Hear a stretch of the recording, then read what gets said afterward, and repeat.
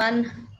So, first of all, welcome you all for this special session जो हमने parents और students के लिए स्पेशली रखा है क्योंकि 5 जुलाई को एक स्पेशल गाइडलाइंस हमें सीबीएसई से मिली है अकॉर्डिंग टू कि हमें किस तरीके से 21-22 बोर्ड्स कराने होंगे। बच्चों के मन में जितने भी डाउट्स हैं, पेरेंट्स के मन में जितने भी डाउट्स हैं कि सीबीएसई ने जिस तरह हम लोगों ने मॉडरेशन किया आपके पिछले साल की परफॉर्मेंस को लेके, क्या इस साल भी यही होने वाला है? तो इतनी सारी क्वेरीज जो हैं इस वक्त वो सारी तभी सॉल्व होंगी जब सीबीएसई कोई स्टेप लेगा। और सीबीएसई ने बहुत अच्छा स्टेप लिया है, बहुत सारी गाइडलाइंस हमें भेजी हैं, बहुत सारी बातें आपको न्यूज़पेपर में भी पढ़ने को मिली होगी, गूगल पे भी बहुत कुछ है। तो आपके जितने भी डाउट्स है कि एग्जाम पैटर्न कैसा होगा, परसेंटेज कैसी होगी, क्या पिछले साल का फिर से इवेल्युएशन होगा 21-22 में, तो ये सारी चीजें एक साथ एक प्रेजेंटेशन में मैंने तैयार की है ताकि आपके सारी क्वेरीज हल हो जाए। और इसके पीछे सिर्फ एक मकसद है कि 10th और 12th का बोर्ड्स कन्वेंशनली बहुत इंपॉर्टेंट माना जाता है बच्चों के लिए, और पेरेंट्स भी इसको बहुत ज्यादा बच्चों पे प्रेशर डालते हैं। तो उस प्रेशर को बहुत खूबसूरती से सीबीएसई ने रिड्यूस भी किया है। और बोर्ड की जितनी भी आपकी एक बोर्ड का एक सिग्निफिकेंस है, हम जब भी कहते हैं बच्चे का 10th बोर्ड एक बहुत अहम रखता है उसकी लाइफ में, तो उस सिग्निफिकेंस को बरकरार रखने के लिए कि 10th और 12th बोर्ड फ्यूचर में भी उतना ही मायने रखेगा, उसके लिए सीबीएसई ने हमें गाइडलाइन भेजी है। तो मैं प्रेजेंटेशन आपको दिखाऊंगी और इसके साथ साथ I am very much hopeful कि आपकी सारी क्वेरी सॉल्व हो जाएंगी। So allow me to share the screen and let me share my screen and move my presentation. Okay. Kavish sir, can you see my screen? It's visible? Yes, ma'am. Okay, thank you. It is very clear. Thank you so much. चलिए मैं एक एक करके आपको सारी slides दिखाऊंगी और मैं एक्सप्लेन भी करूंगी कि इसका क्या मतलब है। And you also keep on reading. If anybody after this session want this presentation of mine, it will be send it to you. मैं व्हाट्सएप पे इसको शेयर करवा दूंगी, आपको ब्रॉडकास्टिंग में इसकी प्रेजेंटेशन मिल जाएगी ताकि आप बाद में भी रिवाइज कर सको। तो फर्स्ट स्लाइड की सेशन कैसे हम 21-22 में आपका एकेडमिक सेशन कैसे बीतेगा, यानी आपके एग्जाम्स का बेसलाइन क्या होगी। Academic session to be divided into 2 terms, यानी कि हम हर साल ये करते आए हैं, हर साल बोर्ड ये करता आया है कि आपने जितनी भी पढ़ाई की अप्रैल से लेकर जनवरी या फेब तक आपका जितना भी सिलेबस प्रिस्क्राइब्ड होता है वो पूरा सिलेबस एग्जामिनेशन में कवर होता है आपके बोर्ड एग्जामिनेशन पे। मगर इस बार इसमें काफी चेंजेस लाए गए हैं। आपका सिलेबस 2 भाग में डिवाइड हो जाएगा, जैसा कि बहुत सारा कुछ न्यूज़पेपर में निकला है, पर थोड़ा सा हम इलैबोरेट करेंगे ताकि आपका थोड़ा सा कंसेप्ट और बेटर क्लियर हो जाए। तो syllabus for the academic session 21-22 will be divided into 2 terms. एक सिस्टमैटिक अप्रोच ली गई है और इसको इसलिए किया गया है ताकि जो बोर्ड की एक वेटेज है कि बोर्ड एग्जाम कितनी वेटेज रखता है वो बरकरार रहे। तो उसको करने के लिए सिलेबस को 2 भाग में डिवाइड कर दिया गया owing to this special pandemic situation. इस बात को बच्चे ध्यान में रखें, जो 9th और मेरे को 11th के बच्चे भी इस वक्त सुन रहे हैं, वो ये ना समझे कि जब वो 10th और वो 12th देंगे तो ये ऐसा होगा। अभी उसके बारे में कोई हमें गाइडलाइन नहीं मिली है। This is done specially for 21-22 session. Let me be very clear, ये सिर्फ 21-22 सेशन के लिए है, right, for the board pattern of 10th and 12th। But हम इसमें 9th और 12th के बच्चे हमने क्यों इनवाइट किए हैं, ताकि वो जान ले कि ये हम हो सकता है आपकी क्लासरूम्स में अगर मुझे सीबीएसई गाइडलाइन देगा तो आपके भी एग्जाम इसी पैटर्न पे हो सकते हैं। तो ब्रीफिंग आपकी पहले हो जाए, एक प्रीलिमिनरी प्रिपरेशन आपकी हो जाए। But for 10th and 12th this is very much sure कि आपके साथ ऐसे ही आपको अपने असेसमेंट इवैल्यूएशन देने होंगे। तो ना, तो आपका ये 50% सिलेबस बट जाएगा, यानी कि फर्स्ट टर्म में 50 सिलेबस परसेंट आएगा। फॉर एग्जाम्पल आपके 10 चैप्टर्स हैं, तो 10 चैप्टर्स यानी कि 4 या 6 में भी बट सकता है, 6 या 4 में भी बट सकता है, 5 या 5 में भी बट सकता है। इसका मतलब होता है अप्रोक्सीमेटली, यानी हो सकता है आपके हाफ ईयरलीज में 4 चैप्टर आए और बाकी चैप्टर्स आपके फाइनल्स में आ जाए। हो सकता है हमने 6 कवर करने की बात अगर सीबीएसई हमें बताएगा तो हम 6 कवर कर लेंगे और 4 आपके फाइनल्स में आ जाएगा, मगर ये 4-6 का प्रोपोर्शन डिसाइड कौन करेगा? ये भी सीबीएसई ही करेगा। आपको सिलेबस सीबीएसई से ही मिलेगा, जो स्कूल्स को मिलेगा और स्कूल्स आपको प्रोवाइड कराएगा। Read the last line if students are here with us. So please read it. Last three line. This is done to increase the probability of having a board conducted class 10th and 12th examination at the end of the academic session. यानी कि आपके board exam for sure definitely जो इस साल नहीं हुए, यानी कि मेरे 20-21 सेशंस में हम लोग के बच्चे नहीं दे पाए, अब की ऐसा नहीं होगा. Definitely it's going to be conducted. Now let's move to the second slide. Special scheme for 21-22. Now what is that? For academic session, school curriculum and syllabus board हमें देगा. अभी इस वक्त आपकी जो भी पढ़ाई हो रही है डेफिनेटली आपके टीचर्स पुराने सिलेबस के हिसाब से कर रहे हैं, जिसके लिए सर्कुलर हमारा 31 मार्च को रिलीज हुआ था कि हम अपने बच्चों के साथ इस वक्त क्या करिकुलम फॉलो करेंगे. तो टीचर्स वही फॉलो कर रहे हैं और उसमें एनसीईआरटी बेस्ड गाइडलाइंस भी जुड़ी हुई हैं एज यूजुअल. अभी उसमें कोई चेंज नहीं किया गया है. Let me repeat and it will be in my slide also कि जितना भी आपका रैशनलाइज सिलेबस है, यानी कि आपको क्या पढ़ना है पूरे साल, अभी सीबीएसई जुलाई के एंड या फर्स्ट वीक ऑफ अगस्त में वो भी एक सिलेबस हमें सेंड करेगा and it will be provided to you.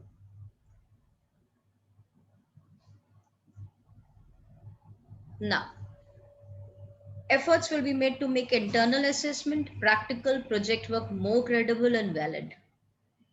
Now students listen to this very carefully. आप लोग project work, practical, internal assessment seriously नहीं लेते हैं unfortunately. मगर CBSE ने इसमें बहुत अच्छा काम किया है. उन्होंने कहा है कि प्रॉपर वेटेज इसको दी जाएगी, यानी अगर आपने प्रैक्टिकल अटेम्प्ट नहीं किया तो सपोज उन्होंने 5% वेटेज उसको दी है तो आपको वहां पे 0 मिलेगा. प्रोजेक्ट वर्क आपने टाइम से सबमिट नहीं किया, उसकी भी वेटेज सपोज सीबीएसई ने 3%, 10%, whatever weightage CBSE give to us to be given to you. अगर आपने पर्टिकुलर असेसमेंट अटेम्प्ट नहीं किया तो आपको वहां पे 0 मिल जाएगा.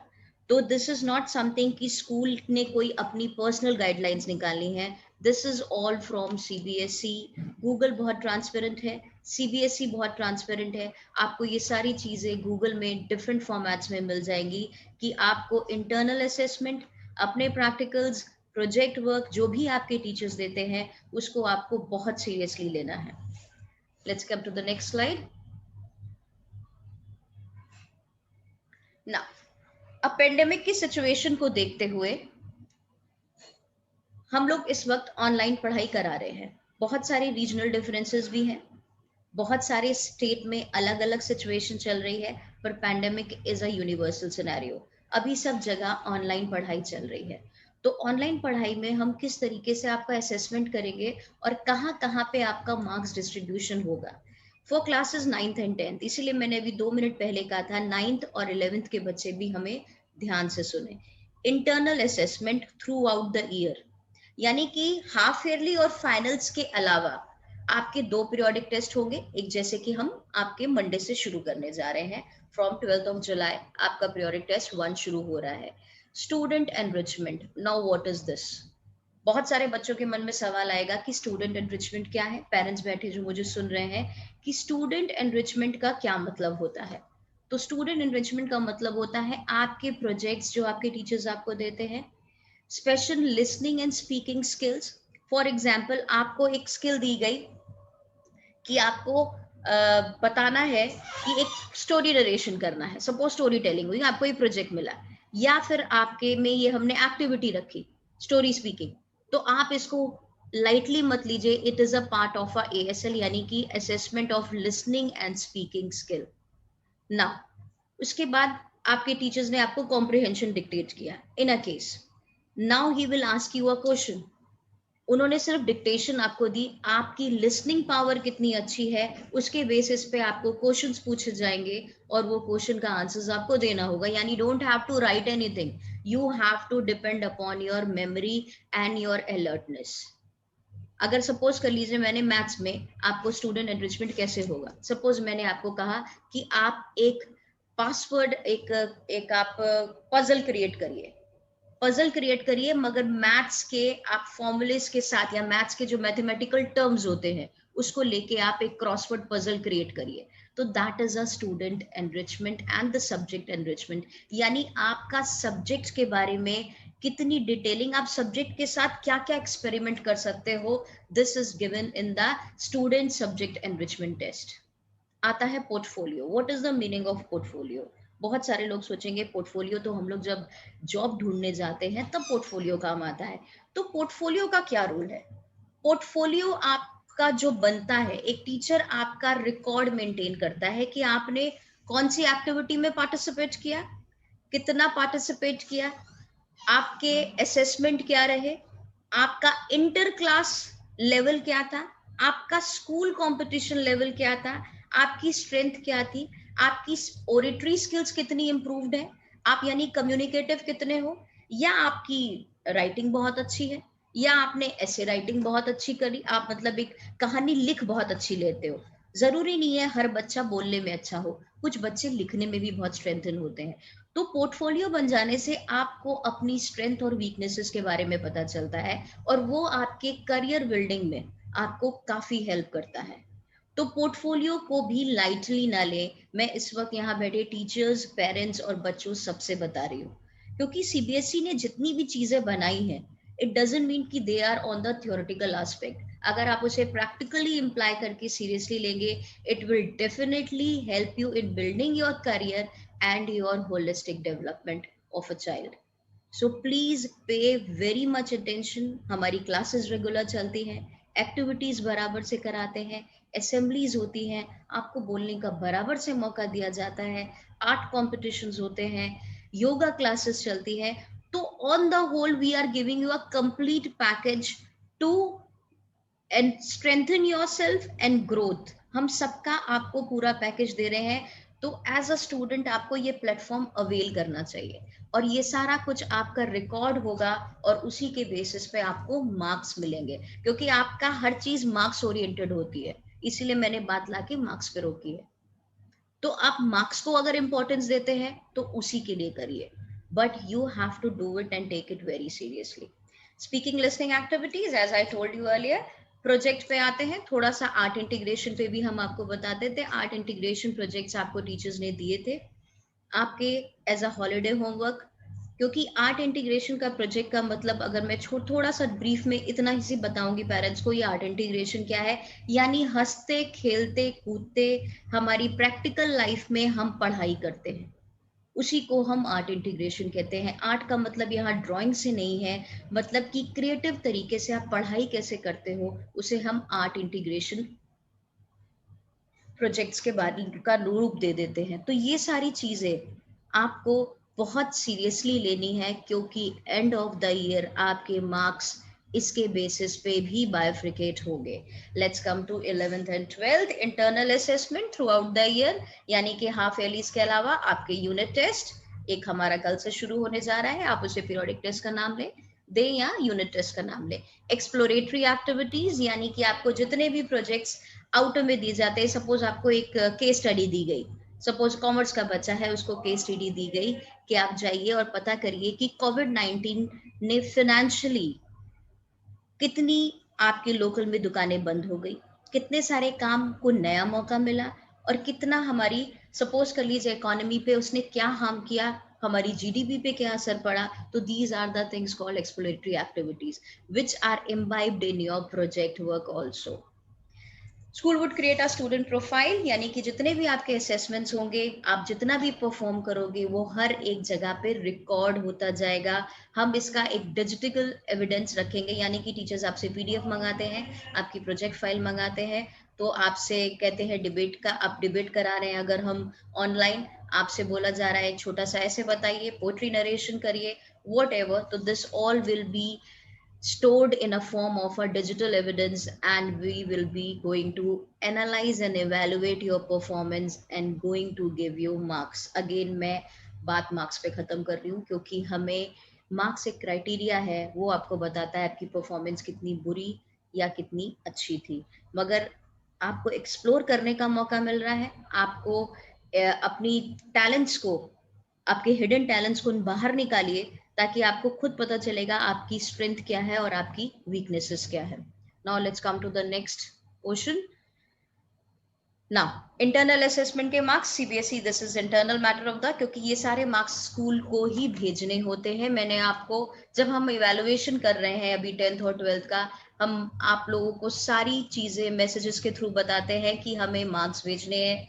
सो प्लीज अपने प्रोजेक्ट्स जमा करिए, क्योंकि अगर आप प्रोजेक्ट्स जमा नहीं करेंगे तो आपका एब्सेंट लग जाएगा।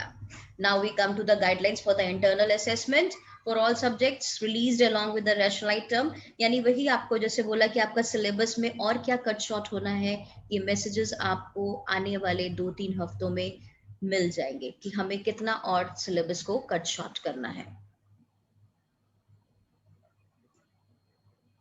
नाउ टर्म 1 एग्जामिनेशन, ये आपका किस तरीके से होगा। Eight the end of the first term, यानी सीबीएसई ने एक फ्लेक्सिबिलिटी दी हुई है कि 4 से 8 हफ्ते का टाइम वो अपने लिए रख रहा है कि कौन सी डेट वो डिसाइड करेगा। हम खाली प्रिज्यूम कर रहे हैं कि हो सकता है एग्जाम नवंबर दिसंबर में हो। इट डजंट मीन, एक सवाल अब आपके मन में आएगा कि नवंबर दिसंबर में अगर हाफ ईयरली होगा तो फाइनल्स कब होंगे। डोंट वरी, नवंबर दिसंबर में आपका जो सिलेबस रैशनलाइज किया जाएगा 50% वो आएगा। ये नहीं कि आपके अगर 7 चैप्टर्स टीचर ने पढ़ा दिए हैं, 10 में से 8 पढ़ा दिए हैं, तो ऐसा कुछ नहीं है। जो सिलेबस आपको हाफ ईयरली में कवर करना है, जो सीबीएसई देगा, वही आपको नवंबर दिसंबर में मिलेगा, इररिस्पेक्टिव ऑफ आपका कितना सिलेबस कवर हो सकता है या हो जाएगा। क्योंकि we don't know the situation, हो सकता है आने वाले टाइम में सिचुएशन नॉर्मलाइज हो जाए, स्कूल्स खुल जाएं, तो सीबीएसई ने नवंबर दिसंबर का एक टाइम निकाल के रखा है कि हम हाफ ईयरलीज तब तक कराने की सिचुएशन में आ जाएंगे with a window period of 4 to 8 weeks. और ये सारी डेट्स सीबीएसई ही हमें प्रोवाइड कराएगा। Now let's come to the question paper. Question paper आपका स्कूल नहीं बनाएगा, ये भी आपका बोर्ड से आएगा। जैसे कि पहली ही स्लाइड में मैंने आप लोग को बताया था, आपका एग्जामिनेशन 2 भाग में बट गया है, तो दोनों भाग की जिम्मेदारी सीबीएसई ने उठाई है और स्कूल एज अ मॉडरेटर काम कर रहा है। तो एमसीक्यूज आपका, ये बात चाहे स्कूल ऑफलाइन चले चाहे स्कूल ऑनलाइन चले, आपका question paper will be MCQs, multiple choice question including case based. अब नाउ एक बच्चों के मन में एक मिथ रहता है कि एमसीक्यूज तो कुछ नहीं होता, जय माता दी करिए और 4 ऑप्शन दिए होंगे, टिक कर दीजिए। प्लीज इस गलत फहमी में पेपर मत दीजिएगा। Case studies, detailing, multiple choice questions और डिफिकल्ट होते हैं, क्योंकि उसमें आपको, जब तक आप डिटेलिंग में पढ़ाई नहीं करेंगे, आप एमसीक्यू सॉल्व नहीं कर पाएंगे। Always keep this thing in mind if you are going for any competitions in your future. MCQs का importance और significance क्या है, आप competitive level के papers उठा के देख लीजिए। तो एक तरीके से सीबीएसई आपको फ्यूचर के लिए तैयार कर रहा है। ड्यूरेशन क्या होगा आपके पेपर का? 90 मिनट्स। एंड डेफिनेटली जैसे मैंने आपको बोला है, 50% of the entire syllabus will be covered irrespective हमने 6 चैप्टर्स पढ़ाए हो, 7 पढ़ाए हो। अगर सीबीएसई ने कहा है कि 5 चैप्टर्स आएंगे तो 5 ही चैप्टर्स आएंगे, राइट। नाउ अब उसका इन्विजिलेशन कैसे होगा, पेरेंट्स के मन में उसकी ऑथेंटिसिटी को लेके एक सवाल होगा, तो बाहर से एग्जामिनर्स आएंगे, उनके सुपरविजन में ये सारा एग्जाम दिया जाएगा। हाफ ईयरलीज के लिए मैं क्लियर कर दूं, किसी भी बच्चे को बाहर जाने की जरूरत नहीं पड़ेगी, हाफ ईयरली पेपर्स आपके स्कूल में ही होंगे, राइट। और ये पेपर करेक्ट कैसे होंगे, ये पेपर भी सीबीएसई ही चेक करेगा। आपके पेपर ओएमआर शीट में होंगे, ओएमआर शीट को हम स्कैन करेंगे। अगर हो सकता है उस वक्त सिचुएशन कंड्यूसिव होगी तो डेफिनेटली आपको स्कूल बुलाया जाएगा, आपके स्कूल में पेपर्स होंगे। अगर सिचुएशन कंड्यूसिव या फेवरेबल नहीं होती है तो आपकी ओएमआर शीट हो सकता है आपको डिजिटली आपके कंफर्ट जोन में आपके घरों में प्रोवाइड की जाए ऑनलाइन। आपको वो भर के हमें भेजना होगा और वो हम सीबीएसई के पोर्टल पे एक्सक्यूज मी, उसी दिन वो अपलोड हो जाएगी और आपके मार्क्स काउंटेड हो जाएंगे. तो this all will be going to be done in a very systematic manner. किसी को परेशान होने की जरूरत नहीं कि फ्यूचर में पेपर कैसे आएगा, चेक कैसे होगा, मार्क्स कैसे पता चलेंगे.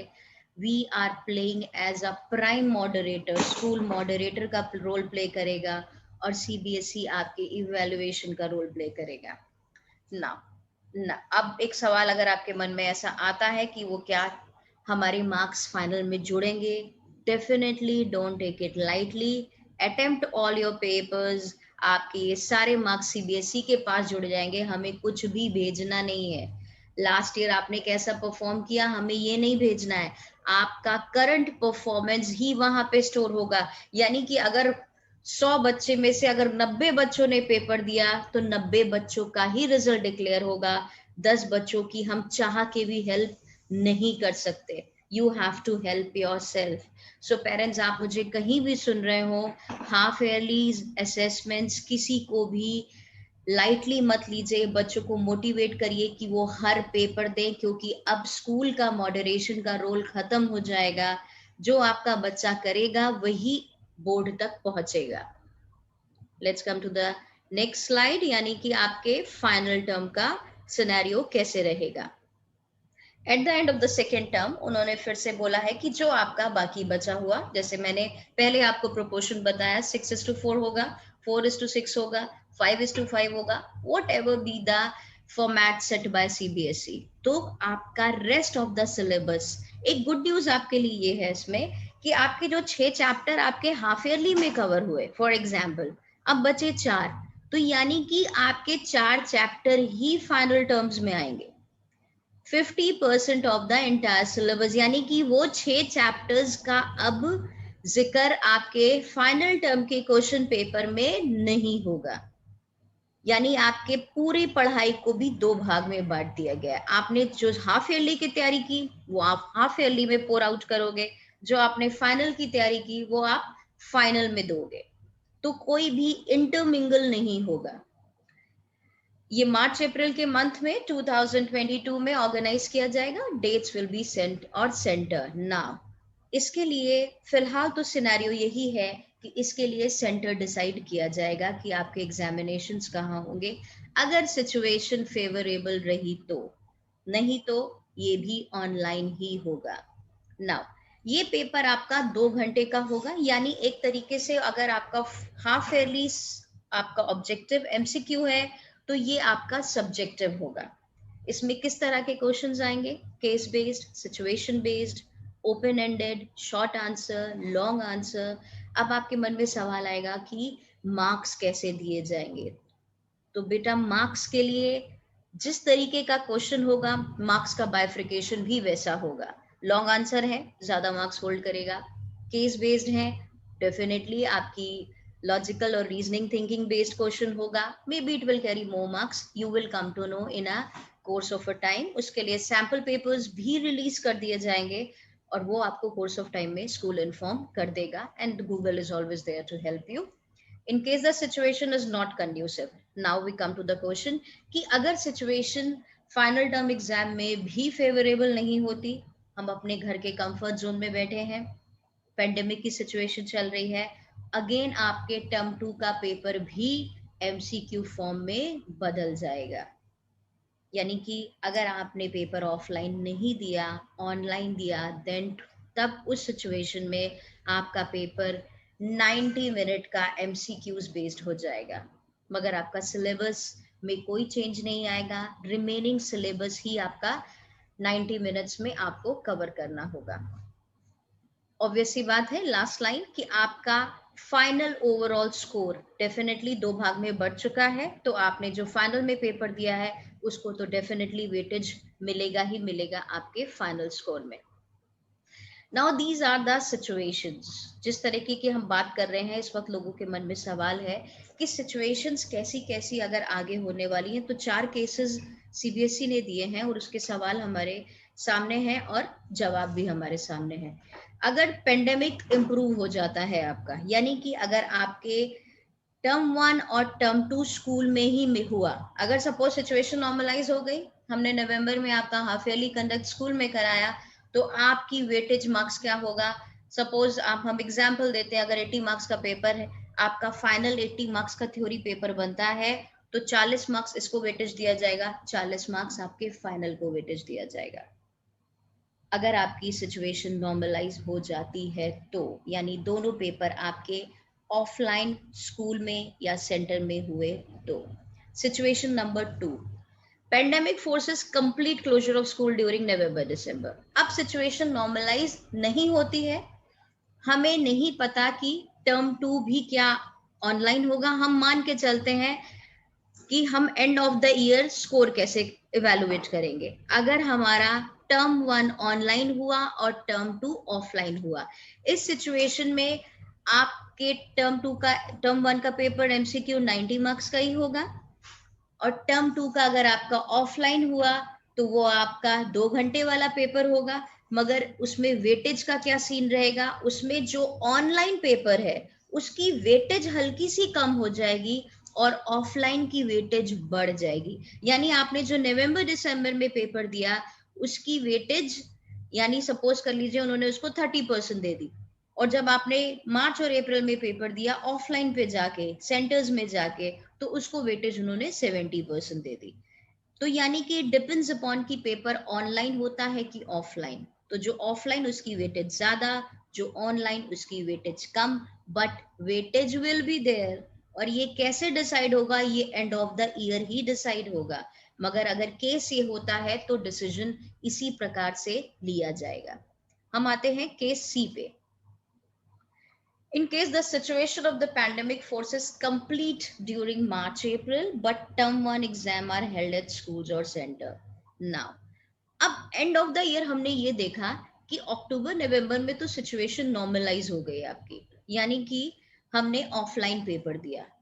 मगर हुआ क्या? मार्च अप्रैल में हमने पेपर ऑनलाइन दिया। तो अब किस तरीके से वेटेज तय होगी? यानी कि आपके हाफ ईयरली की वेटेज बढ़ जाएगी और आपके फाइनल की वेटेज घट जाएगी। मैं फिर से दोहरा रही हूं कि जो हमारे ऑफलाइन एग्जाम की वेटेज है वो हमेशा ज्यादा रहेगी और जो ऑनलाइन की वेटेज है वो कम रहेगी।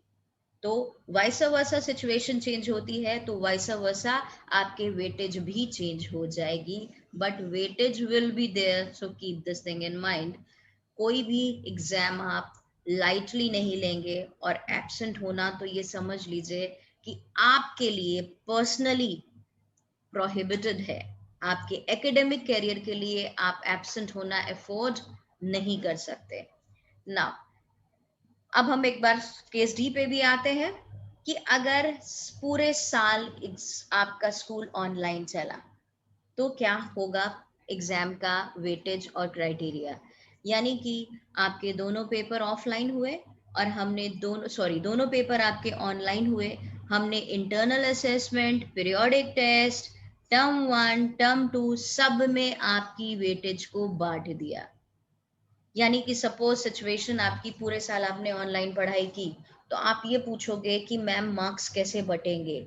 मार्क्स बटने का एक ही तरीका है, आपके इंटरनल असेसमेंट को फॉर एग्जांपल 20 नंबर दे दिए, हाफ ईयरली मार्क्स को उन्होंने बाई चांस 30 नंबर दे दिए, फाइनल्स को 30 दे दिए, बाकी बचे 20 उन्होंने वो आपके यूनिट टेस्ट और पीरियोडिक असेसमेंट को दे दिए। यानी कि हर मार्क्स और हर असेसमेंट को वेटेज दी जाएगी। ये हम लोगों ने नहीं बनाया है, ये सीबीएसई ने फॉर्मेट डिक्लेयर किया है और हमें इसी तरीके से आपकी परफॉर्मेंस की एक्सपेक्टेशंस है कि आप ना अपना इंटरनल असेसमेंट, अपना प्रैक्टिकल कोई भी, अपना प्रोजेक्ट वर्क, कोई टर्म 1 टर्म 2 आप कुछ भी मिस करेंगे।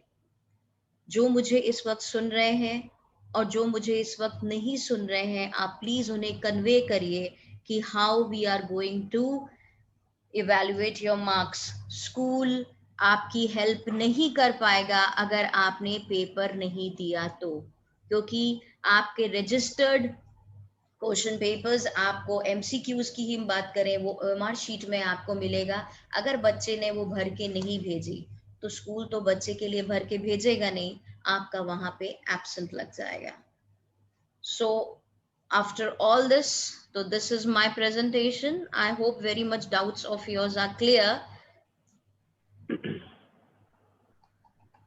Now I again come to the main screen and request everybody कि प्लीज अपने किसी भी असेसमेंट को आप हल्के में नहीं लेंगे. Teachers motivate your students. CBSE is very strict. आपका फॉर्मेट वही रहेगा. हमारे हाथ में कुछ नहीं है, सब कुछ सीबीएसई के हाथ में है. We are here to help you, so kindly avail all the platforms school is providing to you. Thank you so much. Over to you, Kavir sir.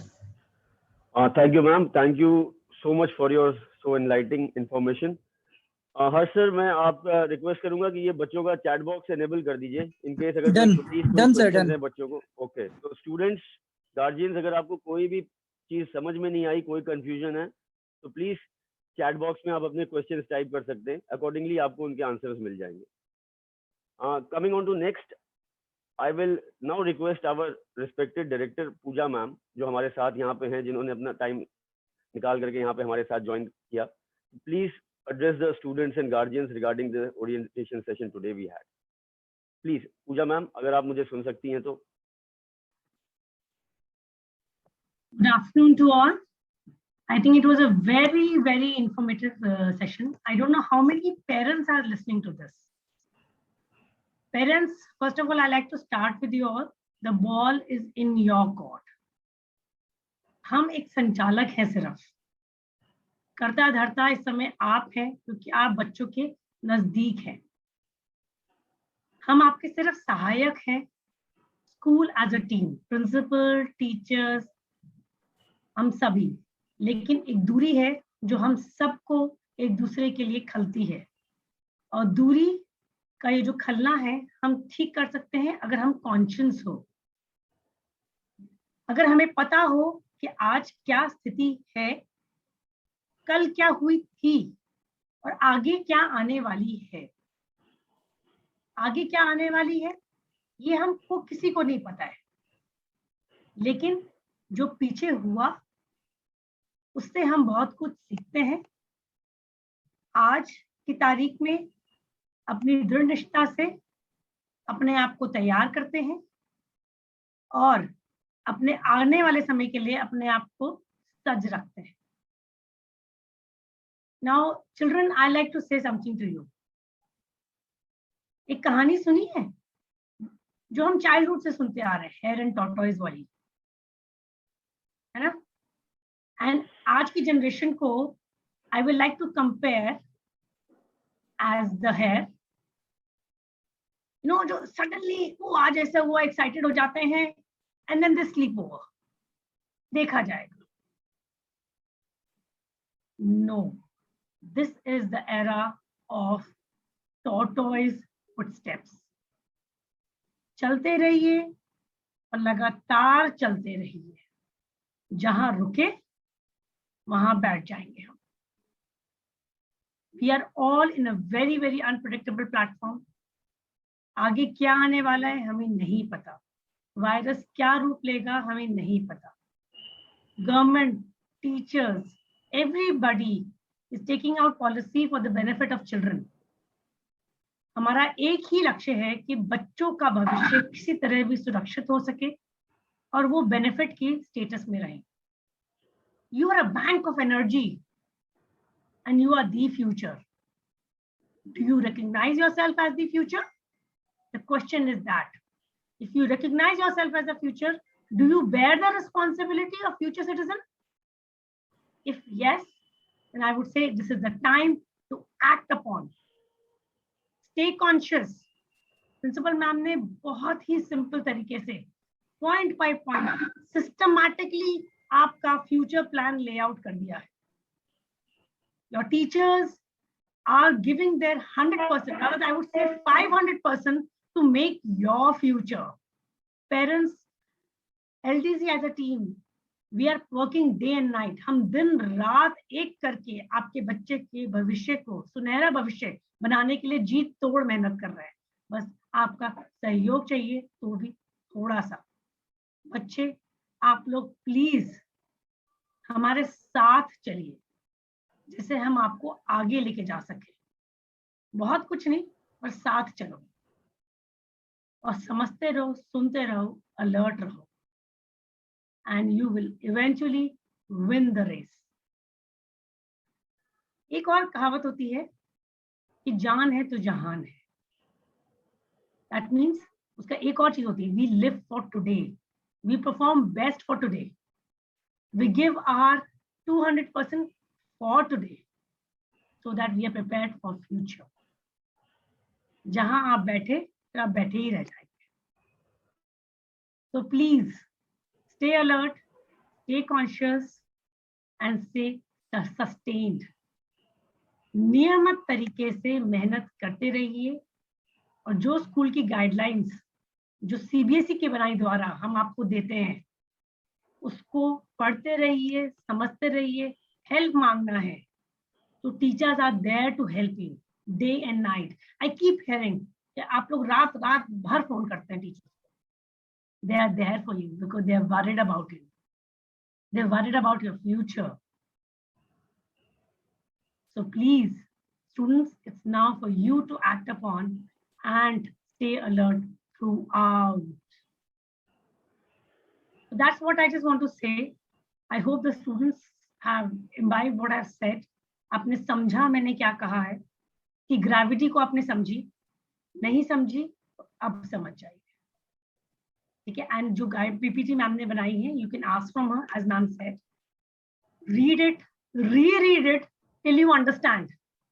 If you're not able to understand, again I would say seek help from your teachers who are set for you for your guarantee. Thank you so much. What do you, Kabir sir? Thank you, Pooja ma'am. Thank you so much for your inspirational words. I have a question from a student, Shweta Singh, class 11th. She is asking, sir, will the marks will be equal for both the sessions or they will be different? So for that I would like to say one thing. It has been written, weightage का मतलब ही यही होता है कि marks का bifurcation कैसे होगा. I told you बेटा कि अगर offline paper होगा तो offline paper को marks ज्यादा मिलेंगे. Suppose half yearly आपका offline हुआ और आपका final online हुआ तो offline paper को marks ज्यादा मिलेंगे और online को कम मिलेंगे. In case आपका final term में अगर offline हुआ तो आपके ऑफलाइन के फाइनल की वेटेज डेफिनेटली बढ़ जाएगी और अगर आपका मिड टर्म में कहीं ऑनलाइन हो गया तो उसकी वेटेज ऑटोमेटिकली कम हो जाएगी. तो it will depends upon the situation. मैं प्रेजेंटेशन आप लोगों से शेयर कर दूंगी, उनमें 4 केसेस लिखे हैं. तो वेटेज का मतलब ही यही होता है कि जो and of the year count होने वाला है वो उसी बेसिस पे काउंट होगा कि पेपर आपके ऑफलाइन हुए हैं कि ऑनलाइन हुए हैं. मैं फिर से एग्जांपल दे देती हूँ. अगर एक ऑफलाइन होगा एक ऑनलाइन होगा तो ऑफलाइन को वेटेज ज्यादा मिलेगी. फॉर एग्जांपल 100 नंबर में 70 नंबर आपके ऑफलाइन वाले को मिलेंगे और 30 नंबर आपके ऑनलाइन वाले को मिलेंगे. अगर दोनों ऑफलाइन हो गए तो दोनों को वेटेज बराबर मिल जाएगी और अगर दोनों ऑनलाइन हो गए तब भी वेटेज दोनों को बराबर मिलेगी. मगर इसमें ट्विस्ट ये है कि इसमें एडिशंस हो जाएंगे. आपके इंटरनल असेसमेंट, आपके projects, everything will be added, आपके यूनिट टेस्ट. तो अकॉर्डिंग टू सीबीएसई उसने ये बहुत अच्छे टाइम पे पॉलिसी डिक्लेयर की है कि आपको कोई भी असेसमेंट स्कूल की तरफ से लाइटली नहीं लेना है क्योंकि आपके bifurcation of marks depend upon the assessment you have given throughout the year. I hope it's clear to you बेटा. Thank you, sir. Yes, ma'am. Thank you, ma'am. We don't have any more questions right now because I think the information is quite clear to the students. इसीलिए वो कुछ पूछ नहीं रहे. But still, students, अगर आपको कोई भी confusion हो, कोई doubt हो, please chat box में अपने questions type करिए and they will be answered accordingly.